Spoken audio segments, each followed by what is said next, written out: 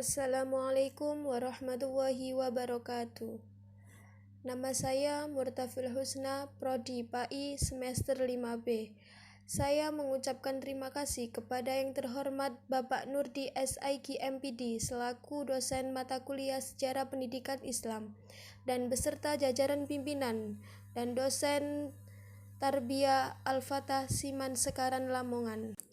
Pada materi ini, sejarah pendidikan Islam tajdid dari tahun 1800 Masehi sekarang ini, namun lebih dekat lagi dengan kita, yaitu bangsa Indonesia, dimulai sejak penjajahan Belanda, Jepang, Orde Lama, kemudian Orde Baru, dan diakhiri oleh reformasi.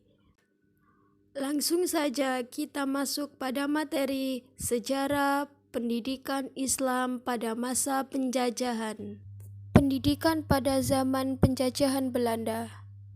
Kondisi pendidikan Islam bagi umat Islam pada zaman Belanda demi waktu ke waktu demikian memprihatinkan dan terus-menerus mendapatkan tekanan dan mendapatkan perlakuan tidak menggembirakan. Namun demikian umat Islam terus-menerus tetap berjuang dan melakukan perlawanan hingga akhirnya pendidikan Islam mengalami kebangkitan dan kemajuan.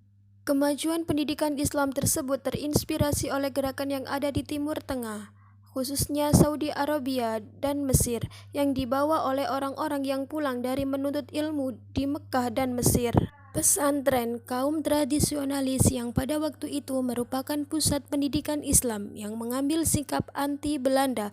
Karena demikian benci dan anti terhadap Belanda, maka uang yang diterima sebagai gaji dari pemerintah dianggap uang haram. Sejalan dengan sikap non-kooperatif dan sikap anon-kooperatif tersebut yang dilakukan kalangan pesantren, selain mengalami jarak dan pemerintahan Belanda dengan membangun pesantren daerah pedesaan dengan juga membangun sistem pendidikan sebagai berikut. 1. Visi. Visinya adalah Islam sebagaimana terdapat dalam fikih sebagai pedoman hidup yang harus diamalkan dan diajarkan. 2. Misi. Misinya menanamkan dan mengajarkan ajaran Islam, memupuk persatuan di antara sesama umat-umat Islam dan melakukan jihad kemampuan yang dimilikinya. 3. Tujuan. Tujuannya pendidikan adalah mencetak para ulama ahli agama Islam untuk diterjunkan ke tengah-tengah masyarakat dengan tugas sebagai pemimpin agama, guru dan penasihat keagamaan. 4. Kurikulum. Kurikulumnya hanya meliputi agama Islam, baik yang disusun oleh ulama lokal maupun ulama mancanegara. 5. Pendekatan. Pendekatan yang digunakan pendekatan teacher-centric, yakni proses pembelajaran sepenuhnya dilakukan oleh guru. Guru menyampaikan atau mentransfer ilmu agama yang terdapat di dalam berbagai kitab kuning tersebut, baik dalam cara membacanya maupun memahaminya. 6. Metode. Metode yang digunakan adalah metode sejalan dengan pendekatan guru tersebut seperti kholaqoh, yaitu guru bagi para santri, kemudian membacakan dan menjelaskan isi kitab dan diakhiri dengan meminta beberapa santri untuk mengulanginya. 7. Mengajar. Para pengajar terdiri dari 3 lapis, yang tertinggi adalah 1. Kiai, 2. Guru senior atau mursid, 3. Guru junior atau muid atau asisten.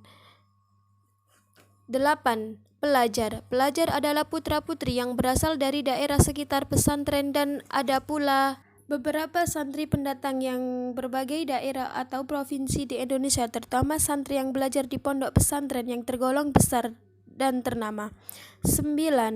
Sarana prasarana terdiri dari masjid, pondok, tempat tinggal santri, rumah kiai, aula, tempat belajar, dan kitab kuning. 10. Pengolahan. Tidak berlaku secara formal, melainkan dilakukan oleh kiai yang dibantu oleh beberapa santri senior dengan menggunakan sekretariat yang terintegrasi dengan rumah kiai dengan menggunakan manajemen sentralistik. 10. Pembiayaan. Berasal dari kekayaan yang dimiliki kiai, sedekah, infak, dan hibah para dermawan yang jumlahnya belum pasti serta tidak dilakukan pembukuan melainkan dikelola langsung dengan kiai yang dibantu oleh para santri dan yang dipercaya. 12. Lulusan. Lulusan ditentukan oleh sejumlah kitab yang telah tamat dipelajari, dan dipandang cakap untuk mengajarkannya kepada orang lain yang didasarkan pada penilaian kiai dan komunikasi pesantren, yakni bahwa santri tersebut sudah menanamkan dan menghafal semua kitab, hafalan Al-Quran, dan berkepribadian sebagai muslim yang baik.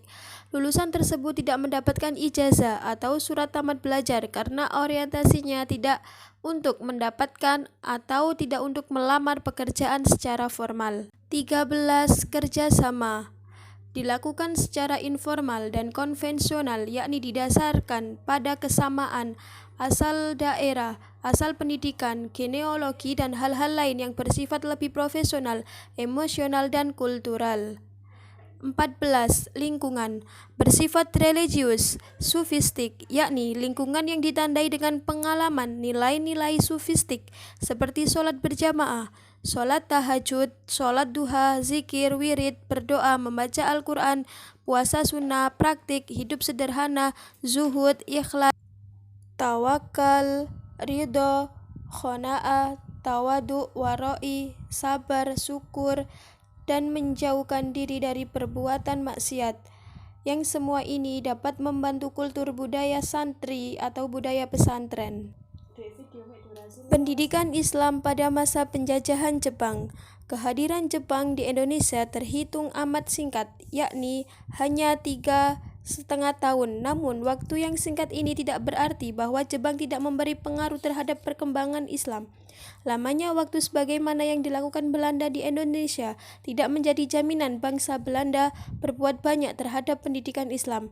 Sebaliknya, Jepang yang berada di Indonesia dalam waktu yang singkat telah memberikan pengaruh pendidikan Islam sebagai berikut.